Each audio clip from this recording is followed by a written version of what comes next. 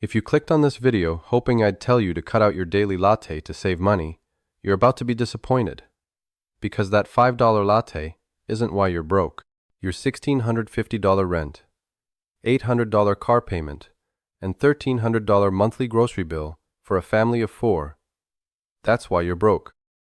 Hey everyone, I'm Alex Sterling from Money Street 101, and I'm about to give you a budgeting guide that actually works in 2025, not 1995.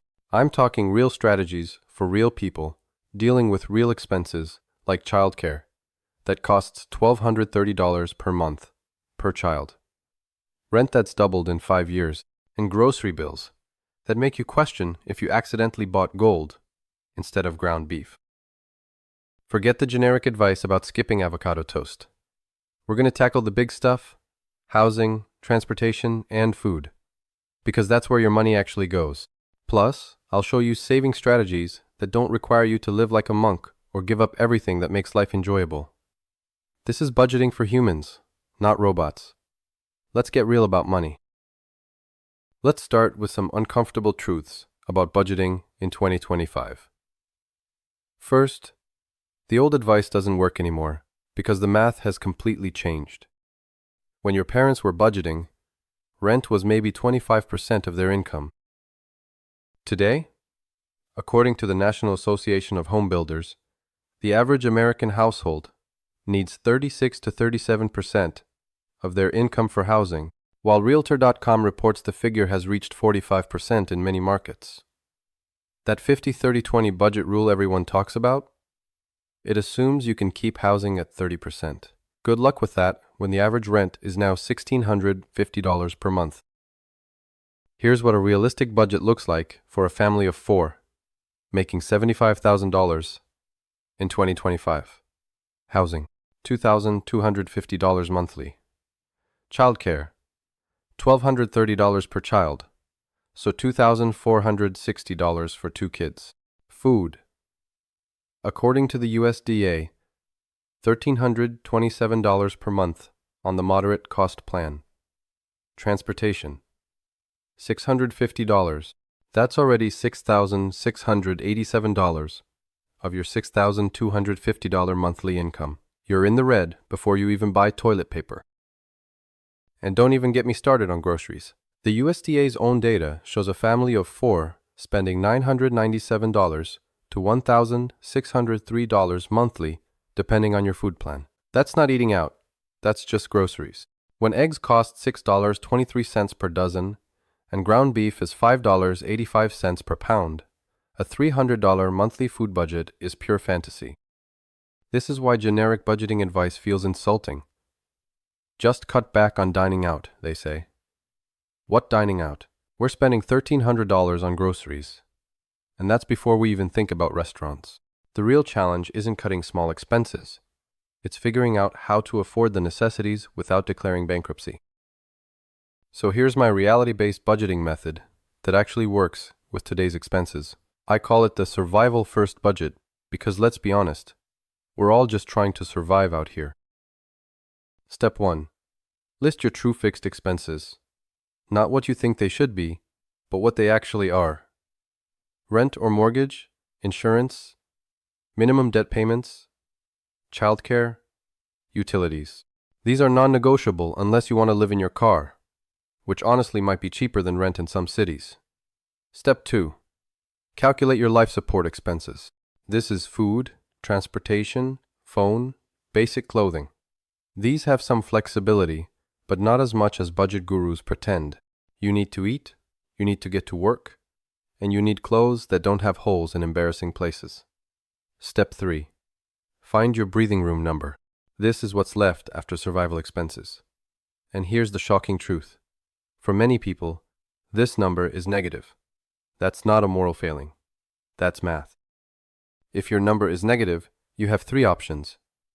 Increase income, decrease the big expenses, or accept that you're in survival mode temporarily. Stop feeling guilty about not saving 20% when you're barely covering the basics. If your number is positive, congratulations. Now we can talk about actual budgeting strategies. But first, let's address the elephant in the room. The big three expenses that are probably destroying your budget. Let's tackle the biggest budget killer first. Housing. The traditional advice is get roommates or move somewhere cheaper. Helpful, right? Let me guess what you're thinking. Oh wow, roommates. Why didn't I think of having strangers judge my Netflix choices while I'm trying to raise my kids? But seriously, here are strategies that actually work. If you're renting, negotiate like your life depends on it, because it does. Before your lease renewal, research comparable properties and present data to your landlord. Many landlords would rather keep a good tenant than deal with vacancy costs. I've seen people save $200 to $300 monthly just by asking professionally. House hacking is another option. Rent out a room, basement, or even a parking space. Yes, it's not ideal, but $500 monthly from a roommate is $6,000 annually toward your financial goals. That's real money. For homeowners, consider refinancing if rates have dropped, or look into a cash-out refinance to consolidate high-interest debt. Some people have saved hundreds monthly by restructuring their mortgage. Geographic arbitrage is real but complicated. Moving to a lower-cost area can work if you can maintain your income remotely, but factor in the hidden costs, moving expenses, job market differences, and being far from family support systems. The bottom line: housing will probably be your biggest expense. The goal isn't to make it cheap. That's often impossible. The goal is to make it reasonable relative to your income and get maximum value for what you're paying. Transportation is where people make expensive emotional decisions and then wonder why they're broke. Let's get real about cars. First, that $800 car payment I mentioned earlier, that's average for new car loans in 2025. $800 for something that depreciates faster than crypto in a bear market. If you're making payments on a car worth more than half your annual income, we need to talk. Here's controversial advice. Buy used and boring. I know. You want the car with the fancy infotainment system that judges you less than your mother-in-law. But that reliable 2020 Honda Civic will get you to work just as effectively as the 2025 luxury SUV, and for $400 less per month. Do the real math on car ownership. Payment, insurance, gas, maintenance, registration. That $800 payment becomes $1,200 monthly when you add everything up. That's $14,400 annually. You could take a nice vacation every year for the difference between a reasonable car and an expensive one. Public transportation math. If you live somewhere with decent public transit, run the numbers. A monthly transit pass might cost $100 to $150 versus $1,200 monthly for car ownership. Yes, it's less convenient, but it's $12,000 annually less expensive. Car sharing and ride sharing can work for some situations. If you only need a car occasionally, the math might favor Uber and occasional rentals over ownership. The key is honest math. Don't justify expensive transportation by calling it reliable. A 3-year-old Honda is reliable. A $70,000 truck is an ego purchase, and there's nothing wrong with that if you can truly afford it. But don't pretend it's a practical necessity. Let's talk about food budgeting in what I like to call the grocery apocalypse of 2025. When ground beef costs $5.85 per pound, eggs are $6.23 per dozen, and a gallon of milk is $4.05. Traditional food budgeting advice feels like a joke.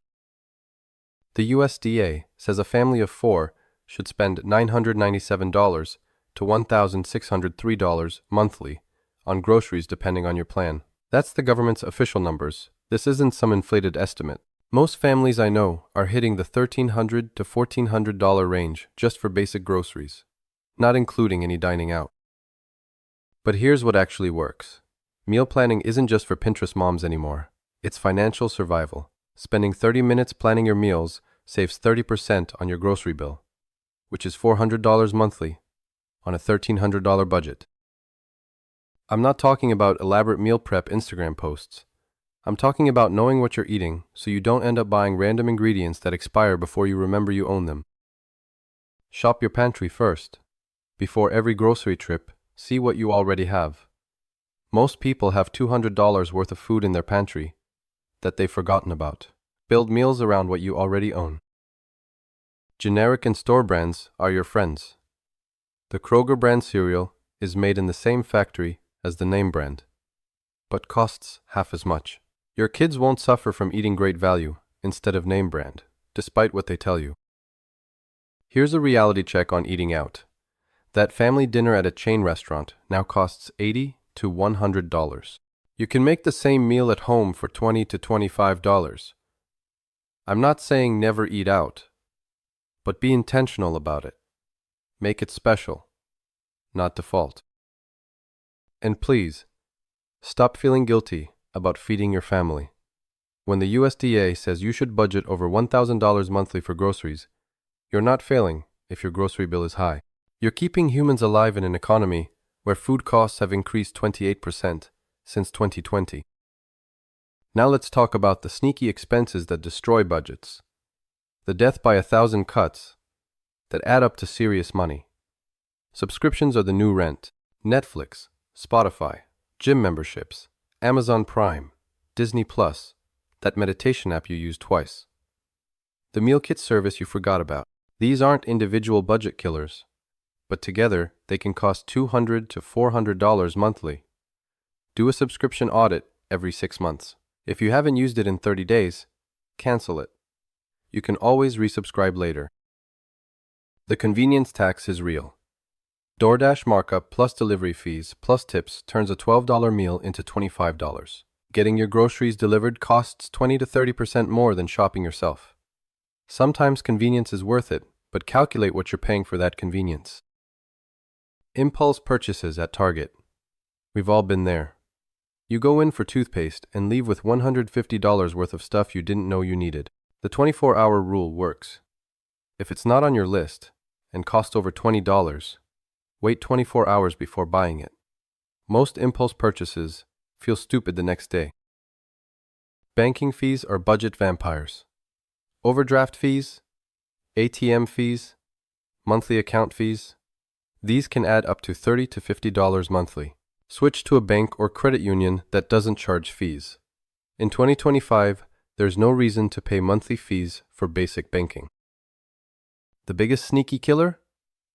Not tracking anything. You can't budget what you don't measure. Use your bank's app. Use Mint. Use a spreadsheet. Use a notebook. I don't care, but track your spending for at least 1 month so you know where your money actually goes. Most people are shocked by the results. Finally, let's talk about saving money in a way that doesn't make you want to throw your phone across the room. Start with 1%, not 20%. If you make $5,000 monthly, start by saving $50. That's it. Don't aim for the recommended 20% when you're barely making ends meet. Build the habit first, increase the amount later. Automate everything. The moment your paycheck hits, $50 goes to savings. You can't spend money you never see. Start small and increase by $25 every few months as you adjust.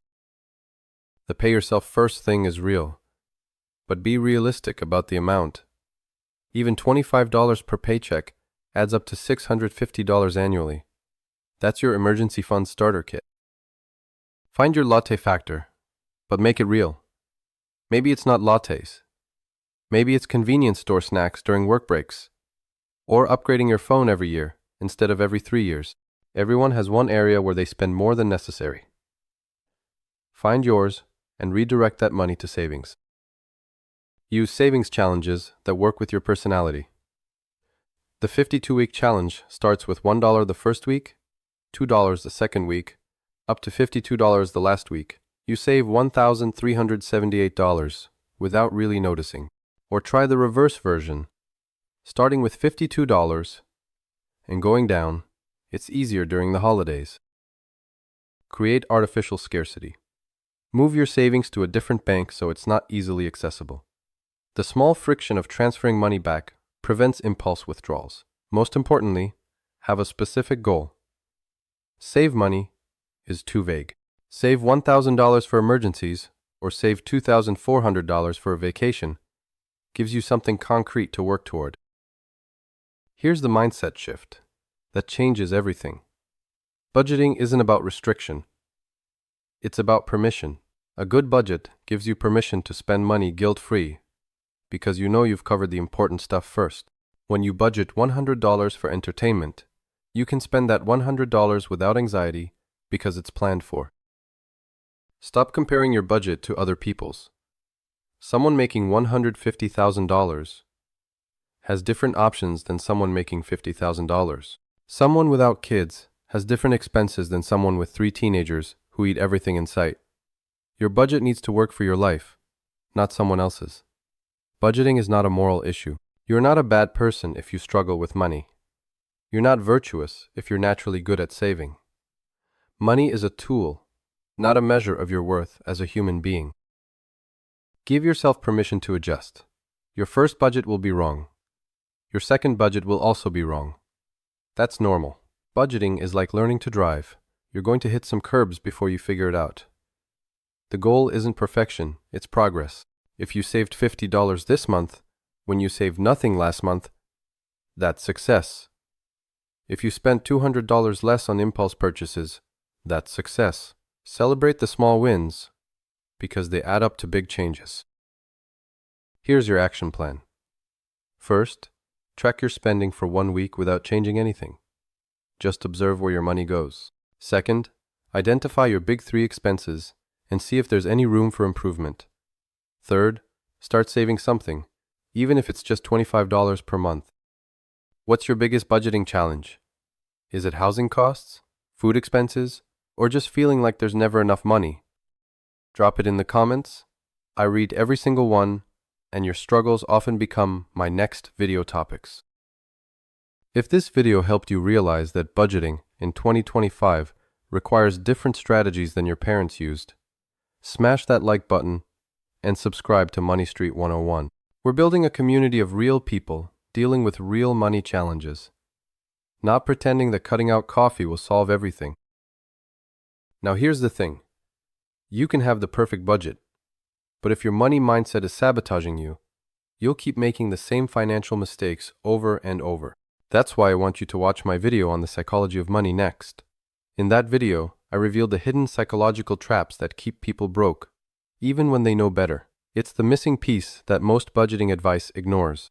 You'll discover why your brain is literally wired to make bad financial decisions, how childhood money stories are controlling your adult spending, and most importantly, how to reprogram your mind for financial success.